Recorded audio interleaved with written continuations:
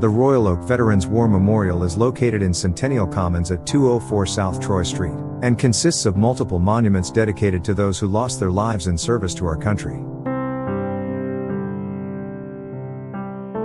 Royal Oak unveiled the World War II War Memorial on June 17, 1946, in an area known as City Hall Park at the northeast corner of 3rd and Williams. On the memorial were the names of 102 men who died in World War II. In 1953, a new City Hall was built next to the memorial. Separate twin granite pillars to honor Royal Oak residents who were killed in the Korean and Vietnam Wars were added in 1969 adjacent to the World War II monument. Names continued to be added through the 1970s. Today there are 10 names on the Korea pillar and 39 on Vietnam. In 1972, a fourth monument, a 2-ton stone, honoring those killed in World War I, was added in the same general location. The heavy boulder rested for 40 years on the lawn of the northwest corner of City Hall, separated 165 feet from the markers grouped at 3rd and Williams. In 1985, the Royal Oak Downtown Development Authority renovated the area west of the former City Hall, from 3rd Street all the way to 11 Mile Road. As a part of this project, the city consolidated the World War II, Korea, and Vietnam pillars into one connected memorial and relocated it to 2nd Street. The memorial was moved yet again in 2006, this time 200 feet. It was dedicated in its new location on September 30, 2006. And 22 more names were added. The memorial shifted again, approximately 40 feet, to its present location, and officially welcomed the public on November 11, 2021, after the conclusion of a Veterans Day ceremony. One triumph of its current location is its enhanced accessibility to people of all ages and levels of mobility. There are a total of 188 names on the memorial.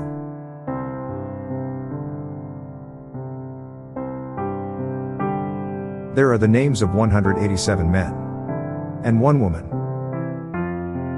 Marie Michel was a member of the Women Air Force Service Pilots. On October 2, 1944, while on a training mission, Marie, along with 2 other crew members, was on a plane that went into a spin and crashed in the desert in California, killing them all. She was just 20 years old. This is the face of Marie Michel. Unlike Army Air Corps pilots, women air service pilots were considered civil service employees and did not receive military benefits. Marie's body was sent home at her family's expense. The Army would not allow the U.S. flag to be placed on her coffin. On November 23, 1977, President Jimmy Carter signed a bill into law, granting the Women Air Service pilots status as veterans. Marie's contributions were finally recognized as military service, and her name was added in 2006. But it was misspelled for 17 years. The name was corrected in 2023. Her sister-in-law, Therese Christman, saw the misspelling for the first time in 2022.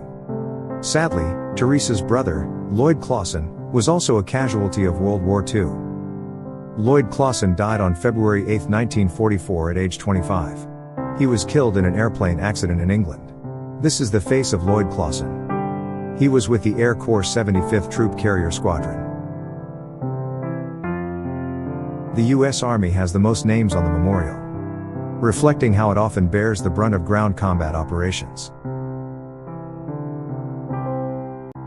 There are also 4 names of men who served with Canadian military. Russell Van Buren served with the Canadian Air Force. He lost his life when his plane crashed in Holland. He was flying with the Royal Air Force's 76th Squadron at the time. Russell's Canadian records show that he listed his address as the YMCA in Windsor, Ontario. He was separated from his wife at the time. He listed his father, who lived at 322 Northwest, as his next of kin. His records are stamped August 11, 1941. That's 4 months before the U.S. entered the war.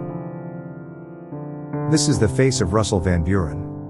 He was 34 years old and left behind a wife and a 5-year-old son. A notable number of Americans volunteered to serve in the Canadian military before the United States officially entered the war. It was seen as a way for individuals to support the Allied cause. In conflicts where the U.S. military is engaged, particularly in modern times, enlisted personnel, including privates, often bear a higher proportion of casualties compared to officers. Colonel George Tyler is the highest-ranking officer on the memorial. On October 24, 1968, he was downed over North Vietnam during a nighttime mission. The rear seat pilot successfully bailed out and was rescued. But George was unable to eject and is presumed to have died in the crash. Despite efforts, his remains were not recovered. This is the face of George Tyler. His name is chiseled into stone at the Courts of the Missing at the Honolulu Memorial in the National Memorial Cemetery of the Pacific. He was 38. The average age of the individuals on the memorial is 22 years 6 months.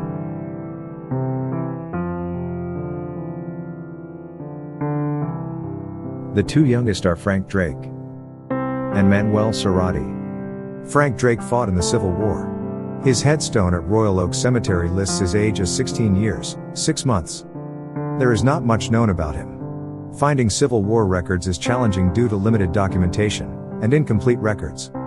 We do know many teenagers, and even preteens, served in the Civil War. The Cerati brothers enlisted together on August 2, 1950. A few days later, their pictures appeared in the Daily Tribune. They were assigned to the Armored Corps. Just 6 months after enlisting, Manuel was seriously injured in Korea on February 4, 1951. He died of those injuries on March 30, 1951. This is the face of Manuel. His mother would be notified 2 months after his death that a second son had fallen in Korea.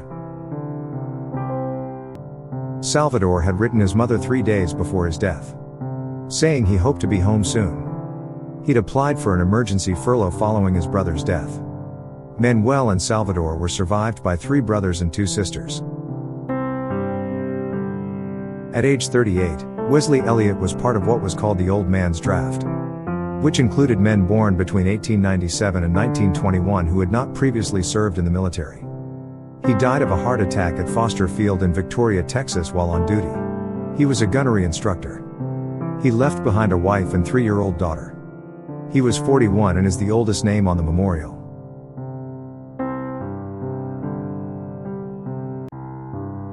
The names on the memorial are buried or memorialized in 62 locations across the globe. They have found their final resting places from the Manila American Cemetery and Memorial in the Philippines, all across the USA, to the Sicily Rome American Cemetery in Italy.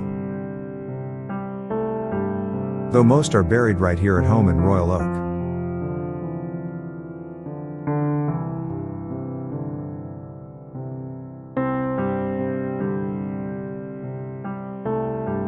Frank Wendland died on October 4, 1918 during the Meuse-Argonne Offensive, which ultimately led to the end of World War I. Frank was killed just weeks before the end of the war on November 11, 1918. Frank Wendland Post 253 was founded on February 10, 1920 in his memory.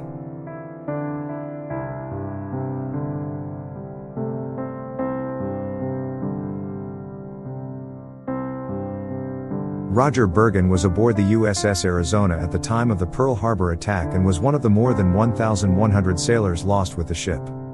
He was just 19. Still a teenager.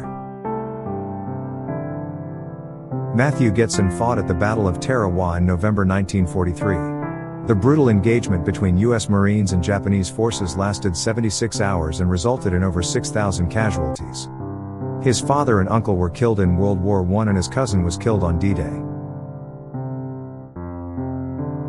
Gilbert Simons was 19 when he was first reported missing in action in France on June 23, 1944. He was later officially listed as killed in action.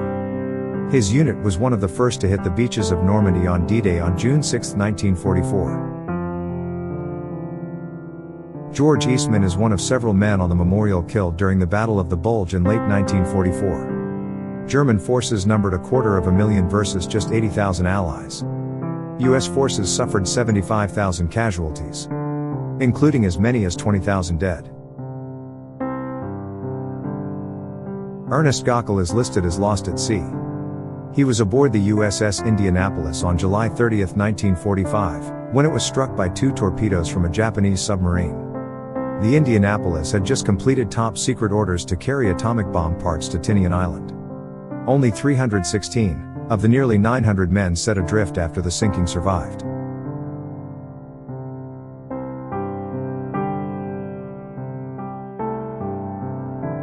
Gary Benke was aboard the USS Hobson on April 26, 1952. In a tragic accident, during a night exercise in the North Atlantic, the aircraft carrier USS Wasp collided with the Hobson. It resulted in the rapid sinking of the Hobson. Tragically, 176 crew members lost their lives, and only 61 survived. Gary was just 18.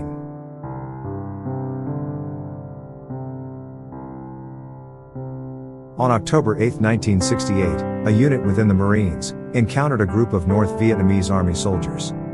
During this engagement, the U.S. suffered casualties, with 1 Marine killed and 17 wounded. Charles Parker was one of the wounded. He died 15 days later. Chuck was the only son of Millie Parker. Millie kept Chuck's 1967 Plymouth covered in her garage for decades. This is Millie. She was 54 when her son died. She passed away in 2005 at 88. Millie's picture is a reminder of the profound sacrifices endured by more than just the military personnel whose names are inscribed on the memorial.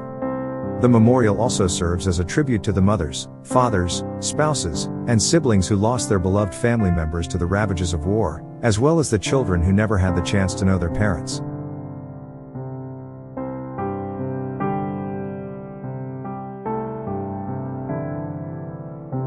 Nicholas Manoukian was a member of the United States Marine Corps.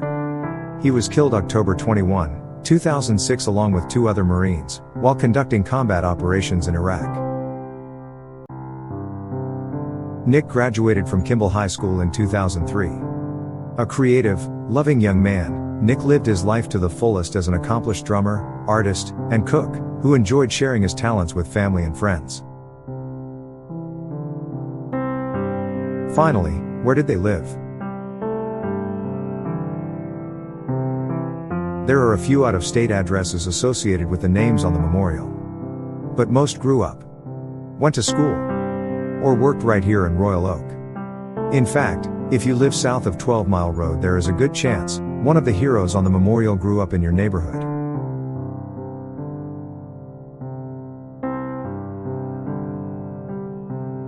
Here is an example of a neighborhood south of 11 Mile Road in which we lost 5 sons to the ravages of war. We encourage you to explore our database and get to know the faces and stories of those who made the ultimate sacrifice. Let's pledge to never forget them.